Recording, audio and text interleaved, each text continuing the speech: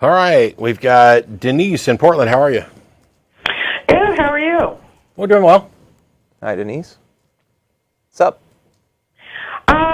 Well, I'm on a Facebook. It's called the Holy Bible page, and one of the atheists kind of challenged us to call in, so I did. And I am a Christian and make no bones about it.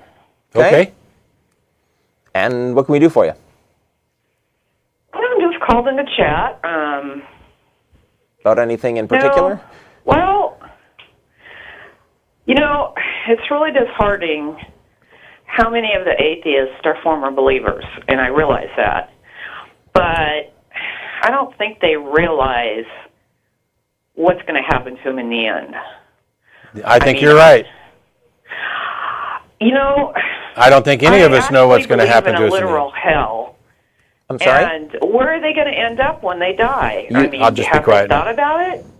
Well, you say you believe in a literal hell? Yes, I do. And you think that we atheists deserve to go there?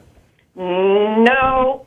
We don't? I don't Then want how to see come? anybody go. Then how come you, ma'am? Yeah, Denise? go ahead. So if you believe there's a hell, and you believe the atheists are gonna go there, cause why? Your God's gonna send us there, right? No, they send themselves there by rejecting Jesus as their Savior. No. Then that's silly. Yeah. That's silly. I'm choosing right now. Silly. I don't want to go to hell. Okay. So now your God has the choice. option of either sending me or not. Jesus has thrown you a life preserver. That's why he's called the Savior. Ma'am? You guys have been ridiculous enough to reject it. Where did hell come from? It's in the Bible. He spoke about it many times. I believe in it. If you don't... No. Denise, I'm just asking a question. Did God create hell? Well, actually, God originally created hell for Satan and his demons. We weren't supposed to go there. Sure. So what determination was there in your religion? Why did God decide to start sending people to hell? I mean, you don't think... Again, he doesn't send them to hell. You guys send yourselves. Okay. We don't. That's nonsense. Yeah, we have the choice. do. We have the choice. We choose not to go. Now, your God is back. The ball's back in his court. If he wants to send us, he can. Is he gonna? You send yourselves. No, we don't. How That's many times ridiculous. You send yourselves. No, that's doesn't ridiculous, send you. ma'am. Here's the thing, Denise. It doesn't matter how many times you keep repeating this. I'm trying Well, to... you keep repeating your stuff. Let me try something. I tried something else, which was, did God create hell? If so, then he's ultimately responsible for it, correct? Does he not make the rules? Do things not happen? As I said, that was Denise, do things not happen according to your God's will? Does he not already know? He's everybody's God. You keep referring to him as my God. He's everyone's No, God. He's not my God. I don't even believe he exists. But in any case, I don't care whether... In any case, I don't care how you pretend to label. I'm trying to get to the source of the problem here, and it's this, because you were saying Jesus threw you a life preserver. As far as I'm concerned, within the bounds of your theology, Jesus kicked me overboard, because you believe. He didn't kick you overboard. Sure he rejected did. him. May I? Sure he did. Because hang on. Okay. Did your God create hell? Yes or no? She said yes. Yes. Okay. Does your God create the rules of the universe, including the criteria by which souls are judged? Yes. Does anything happen that doesn't go according to your God's will? No. Then your God is ultimately responsible for everything, including the people who he sends to hell.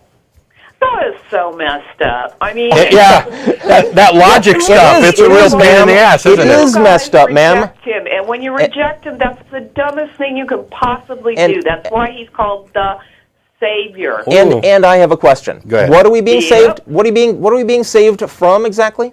You're being saved from eternal damnation. But hell. Hell. Have you ever been a Christian? Yes, I was. For how many years? Oh, till I was about 21, 22. What happened? We understand. Go ahead. Yeah, I thought about whether there was any reason to believe any of that stuff, and it scared me, because I had been raised to believe in a kind and loving God, but to fear this kind and loving God. And so every time it occurred to me to question, that my fear got in the way. eventually I said to myself, if God is really kind and loving, he's not going to mind me using my brain, the brain that he gave me, to think clearly, carefully, and rationally about the stuff that I've been taught and to make my own decision.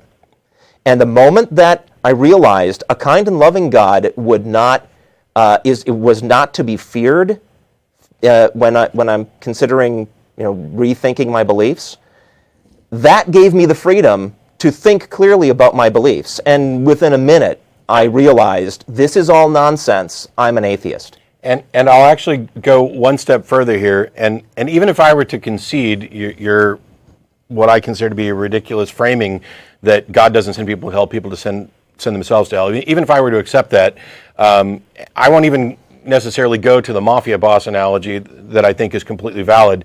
My point of view is this. You have a being, according to your theology, that can possibly prevent people from having to suffer eternally. And he has, instead of being good and just and caring and actually doing that, is offering a kind of bribe. And the bribe is, you need to believe without evidence, and you need to worship and adhere and follow my commands. That's not love. That is not love. That is not an exercise of love. That is not a save you. I mean, he went through hell. He didn't die. Do you not? Wait. The one that paid the price. Denise. People reject Denise. him, Denise. That's their decision. Right. Then why the fuck did you call? Excuse me? I just. You can't be a lot more civil to someone that calls in without using filthy language? Filthy language? Well, hang on. First of all, you called to tell us. This conversation is over. God bless you. I hope all of you see the light. He is the only way. Goodbye. Are you done? Oh. Yeah, she's hanging up now. I used a word that Denise hurt her feelings. Hey, it doesn't surprise me, and while we'll have to put a little disclaimer on this particular issue, it doesn't surprise me that somebody who is so muddled in their thinking and is so afraid of the irrational would give magic powers to words. Guess what? It's 4 letters, it's phonemes, they don't have any magical powers, it's a way of expressing an exclamation mark. You called. And then when things got too heated, you tried to do this, well, it's all up to you guys, and if you reject him, that's your responsibility, etc., which was your way of giving up. All you wanted to do was call in and state your opinion and move on. So when I ask, why the fuck did you call, I wasn't cursing you out. I was exclaiming that this is absurd for you to call in and do this. To call in and pretend like you're going to defend your beliefs, and then when they're challenged directly to a point that you can't defend them, you cry that your feelings got hurt because somebody used a word that was scary. It's no wonder that you are still stuck in this mindset of being afraid of fantasy if one little word sends you screaming off of, oh, the poor atheists, they're beating up on me and they're saying offensive things. Can we spend a little time on this whole thing of we send ourselves to hell? Yeah. Please. That is okay. I'm holding a gun to your head, telling you to give me $100. Don't make me shoot you. Yeah. That's what it is. That's what that arrangement is. No, that is, if Matt refuses to give me $100, he did not commit suicide. It's why I've used the mafia boss analogy before, because it's why I asked if you thought your God created hell.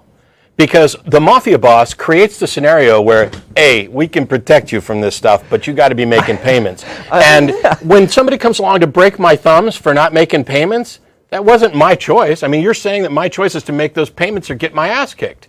And in your theology, my choice is to accept something that my brain can't possibly accept because it's irrational and without evidence, and then go the step further of becoming worshipful and adherent to this fantasy.